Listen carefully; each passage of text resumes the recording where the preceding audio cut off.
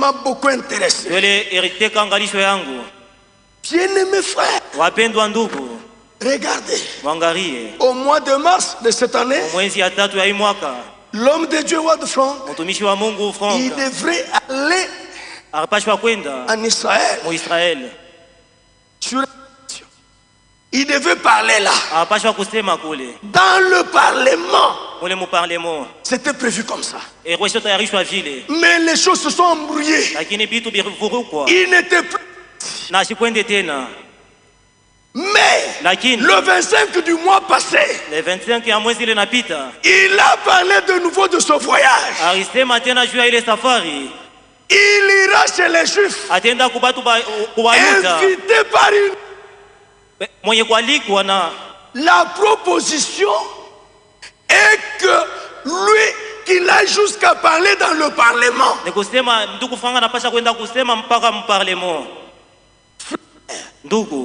Ouvrez vos yeux.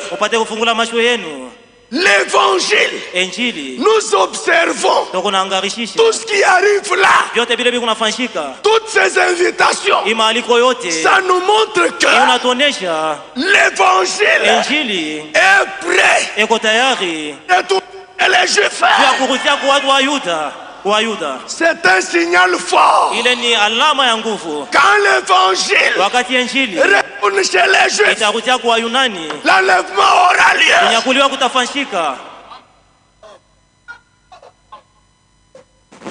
Nous sommes très attentifs à ce voyage-là. Il a voulu même que les frères qu'ils puissent l'accompagner là. Nous observons. Mon frère, ma soeur, c'est pour vous montrer que le retour de Jésus, c'est pour bientôt. C'est des marches pour que le message retourne chez les Juifs. Ça doit m'interpeller. Notre vie, jour au jour, doit être transformée par la parole de Dieu. Pourquoi cela? Jésus-Christ revient bientôt.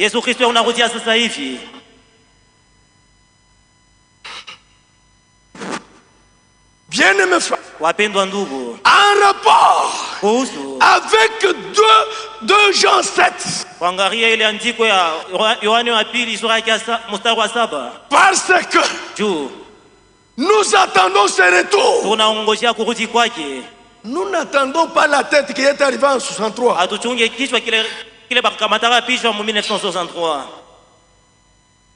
En 63, ce qui est apparu, c'était uniquement la tête. Mais l'épouse n'attend pas la tête. L'épouse attend un homme physique. Lorsque Jésus était ressuscité, ce n'était pas la tête qui était ressuscitée. C'était un homme physique. Thomas qui doutait que Jésus n'était pas ressuscité. Un bâtiment fermé, porte fermée, fenêtre fermée.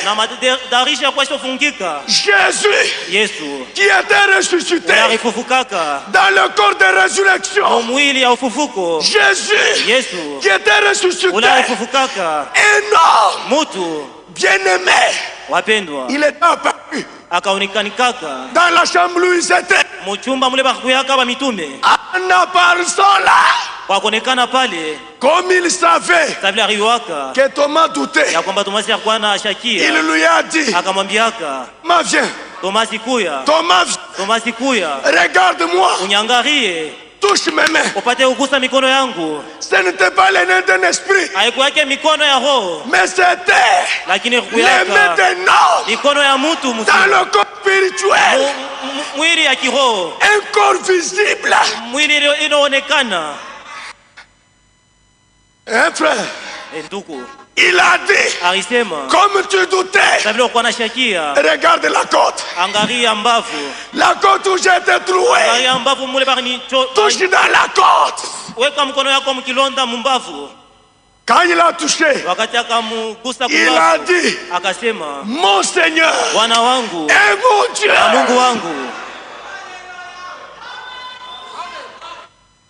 Il n'avait pas touché la tête. C'est pourquoi dans Acte 1, lorsqu'il montait, les disciples regardaient, en regardant avec un désir. Bien-aimés, des hommes sont apparus avec la consolation. On a dit, pourquoi regardez-vous en haut? C'est Jésus. Tel que vous le voyez, ça n'alla au ciel. C'est de la même manière qu'il reviendra.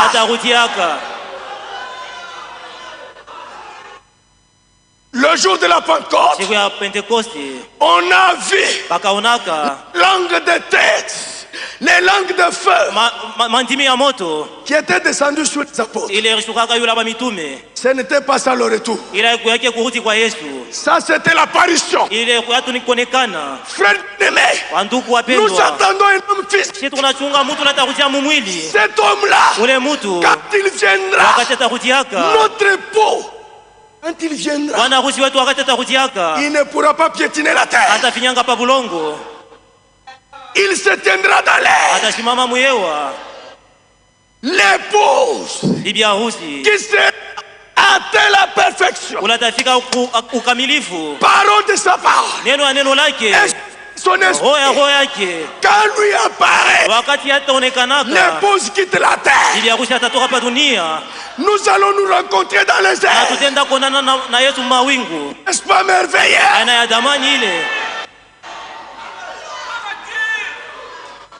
Ces jours-là, la pesanteur va céder. Pourquoi? Parce que Dieu l'a dit. Quand Dieu prononce une parole, les années peuvent passer. Les jours peuvent passer. Toi tu peux oublier. Le Dieu de la Bible, il n'oublie jamais ta parole.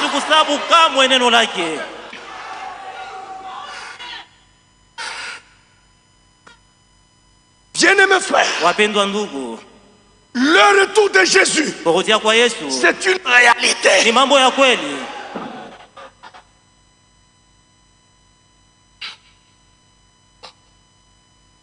Frère, le jour de l'apparition, ce n'était pas le retour. En 1963, mes frères, et ça c'est la vérité. Si les tonnerres se fâchent, la vérité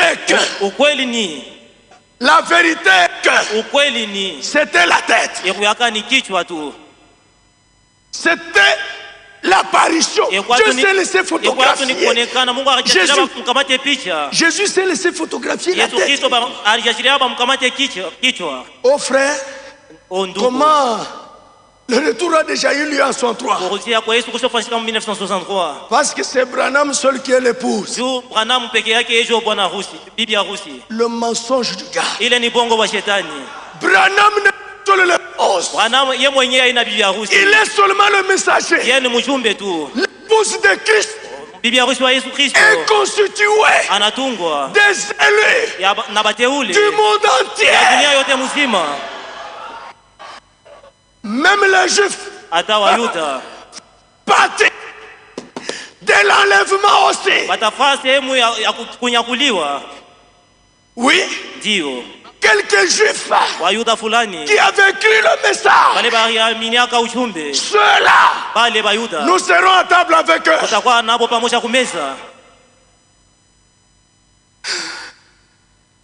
Bien-aimés dans le Seigneur, ils vont plus loin.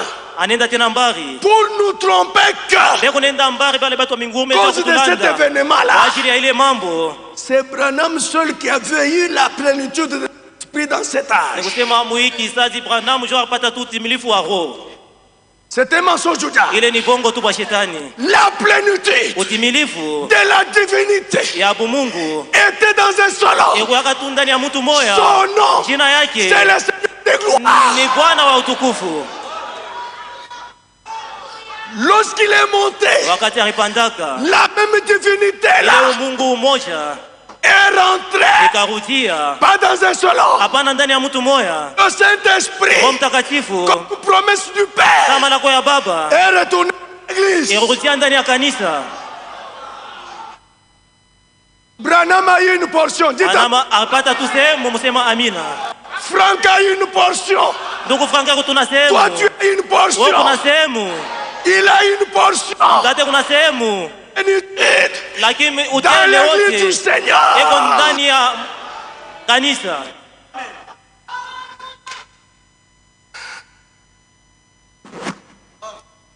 Bien-aimé Père, nous n'attendons pas un esprit.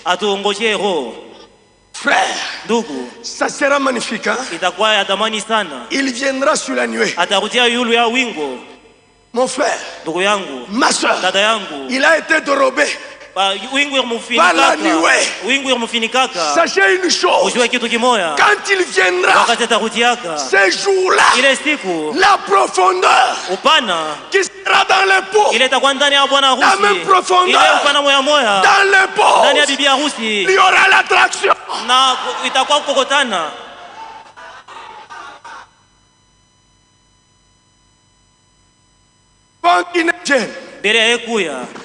Nous avons des problèmes aujourd'hui. Nous avons des besoins. Nous tombons malades.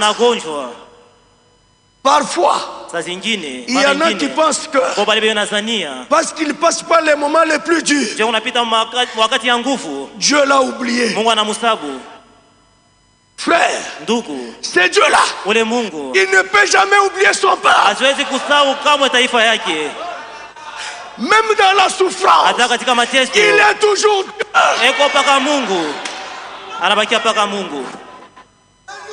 Même dans les il est toujours Dieu.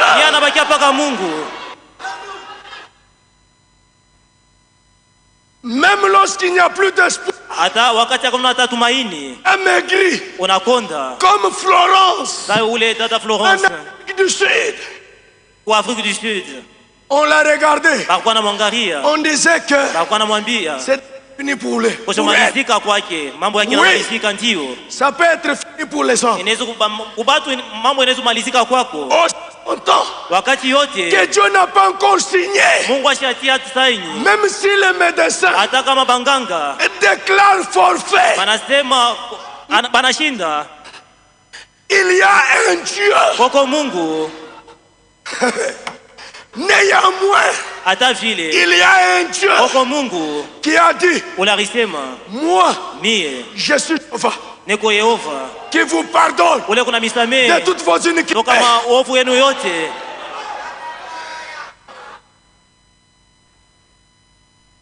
Il ajoute, je suis Jéhovah, qui vous guérit de toutes vos maladies. Je défie les médecins. Ils sont incapables de guérir le cancer aujourd'hui. Mais il y a un Dieu au ciel. En attendant que Jésus-Christ revienne, il nous guérit toutes les maladies. Frère, c'est Dieu que nous vous prêchons ce soir. Ce n'est pas historique. Il ne vieillit pas. Il ne change pas. Oh, elle reste toujours la même parole.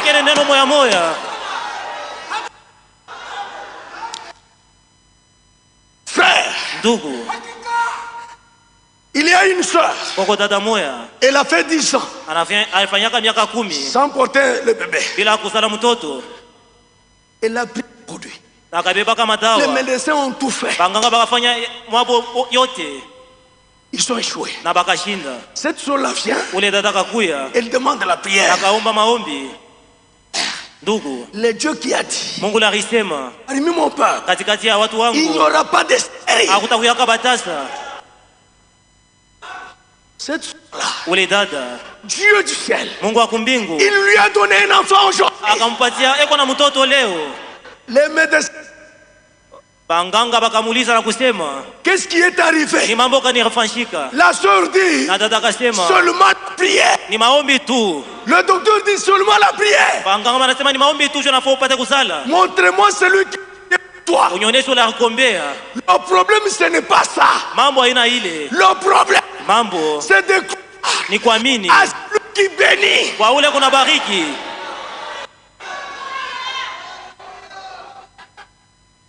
Frère,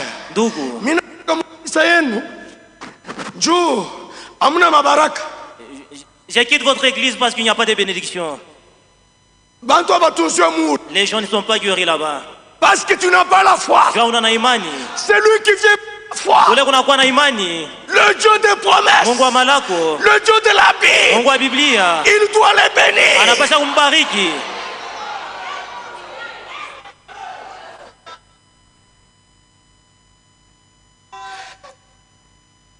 Je lis la dernière écriture.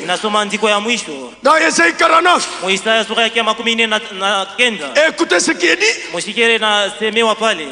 Au verset 14. Et on disait, l'Éternel m'abandonne. Le Seigneur m'oublie. Il pose la question. Une femme oublie-t-elle l'enfant qu'elle allait? Dada Njoville, est-ce que tu peux oublier l'enfant que tu allais? Mes frères, Dieu prend cet exemple-là parce que Sion, qui était le peuple de Dieu, il disait à cause des difficultés, le Seigneur nous abandonne, le Seigneur nous a oubliés. Il prend l'exemple de la femme qui allait. Il dit ceci: une femme oublie-t-elle l'enfant qu'elle allait? N'a pas pitié du fruit de ses entrailles? Quand elle l'oubliait, lisons ensemble. Quand elle l'oubliait,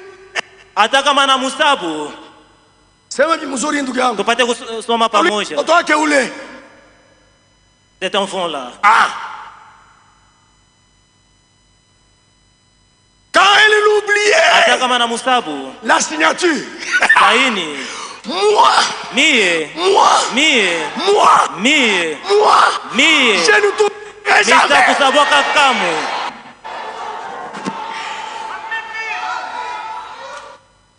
Pendant que tu es malade, il ne peut pas tout. Même si tu n'es pas guéri aujourd'hui, garde la foi. Un jour, la guérison viendra sur toi.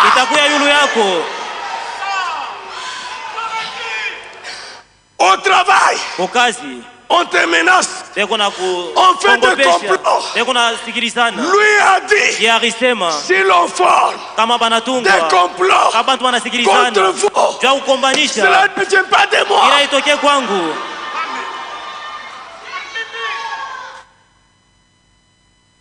Le Seigneur a dit, même les cheveux de votre tête ne peuvent pas détacher sans que moi je donne de l'ordre.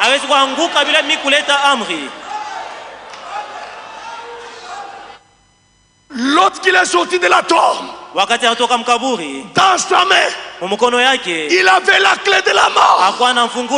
Et du séjour des morts, il a signé. Je te mort. Maintenant, je suis vivant au siècle des siècles. La clé de la mort et du séjour des morts sont entre mes mains. Si lui n'a pas ouvert, tu n'entreras jamais. Oh, c'est parce que ma tante est venue chez moi, c'est pourquoi j'ai tombé malade. Manque de foi. Ta vie, ma vie est entre les mains du Seigneur. Le croyez-vous? Si vous croyez que le Dieu de la Bible, qu'il fasse plus c'est que vous vous entendez.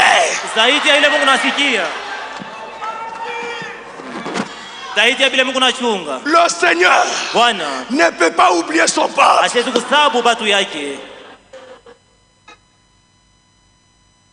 Tu as fait longtemps au service.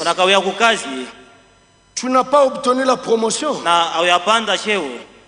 Il y a quelqu'un qui a dit, c'est moi qui abaisse et c'est moi qui élève. Ton jour est là. Quand ça viendra, on dira que tu as touché au fétiche. Quand Dieu t'élève, il prend son poids.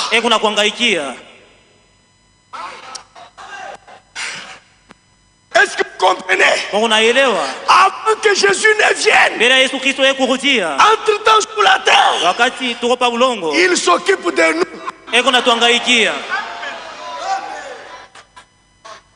Il nous donne sa parole. Frère, je vais vous dire une chose qui va vous choquer. Tu peux gagner le monde entier. C'est une bonne chose lorsque tu as Christ.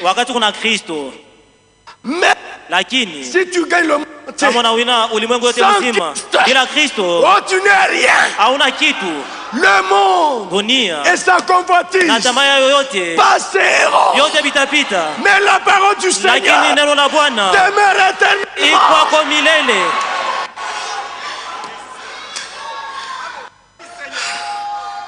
Frères et sœurs, laissez-moi terminer. Que le Dieu de la Bible, qu'il puisse, à cause de son nom, à cause de sa parole, à cause de son esprit, qu'il vous bénisse au nom de Jésus.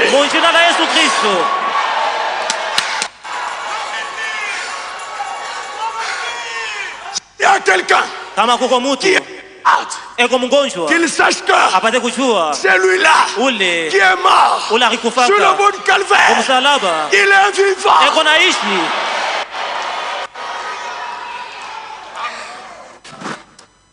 Pour ce soir, que Dieu vous bénisse.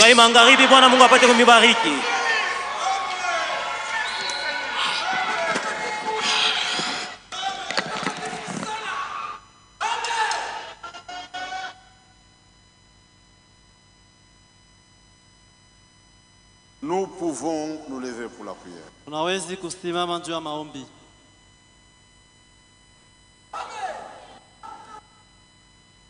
Prions ensemble.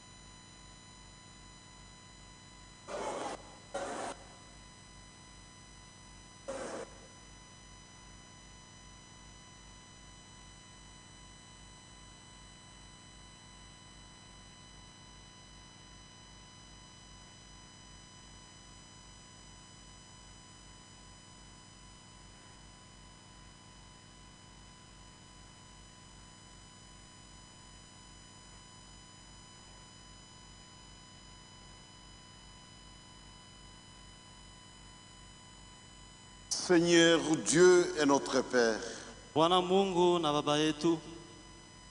merci ce soir pour les instructions de la parole de Dieu.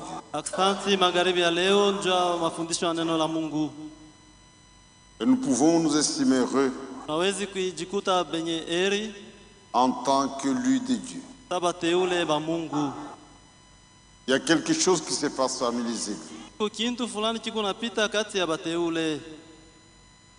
Ton retour est notre priorité zéro.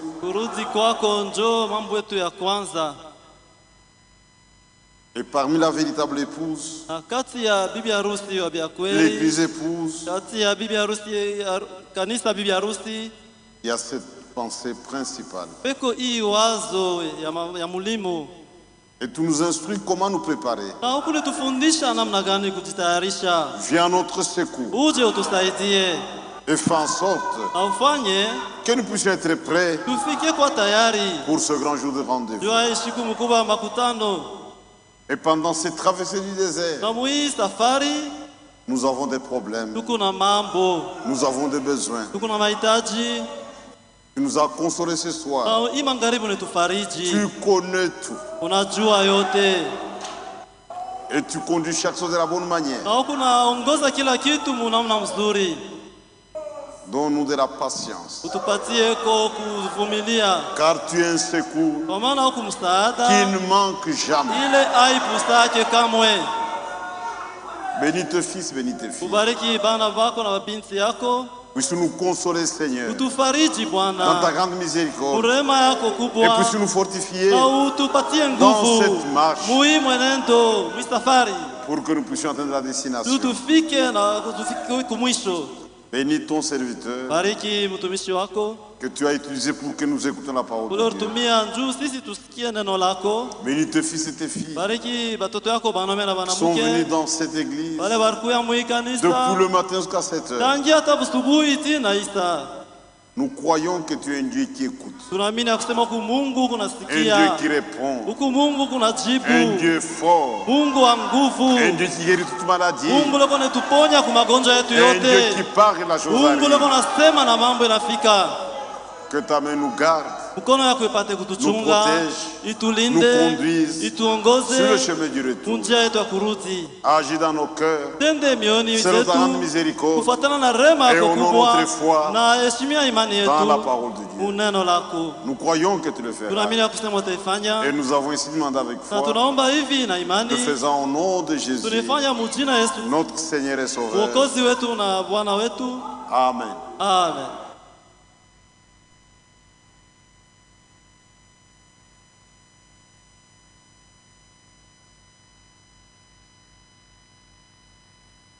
Un rappel, dimanche prochain, le 15, après-demain, il y aura consécration de 2 marais dans cette église.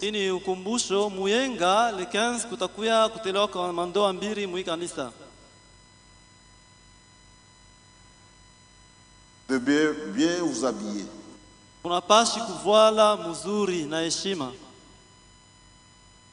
Instruisez aussi vos invités. Ils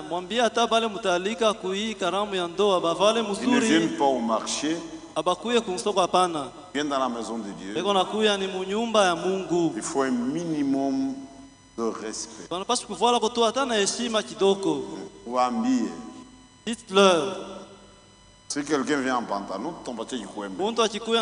nous allons lui donner un pagne. C'est mieux de prévenir la personne. Avant, c'est bien comme ça. C'est bien pour qu'il vienne ici bien habillé, de manière décente. Quand vous irez à la fête, là vous êtes libre. Mais nous savons une chose, un véritable chrétien honore Dieu même dans la fête de son mariage. Que le Seigneur vous bénisse. Retournez dans la paix du Seigneur.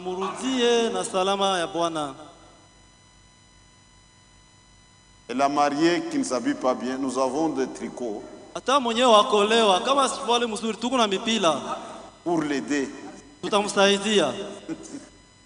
Ça va.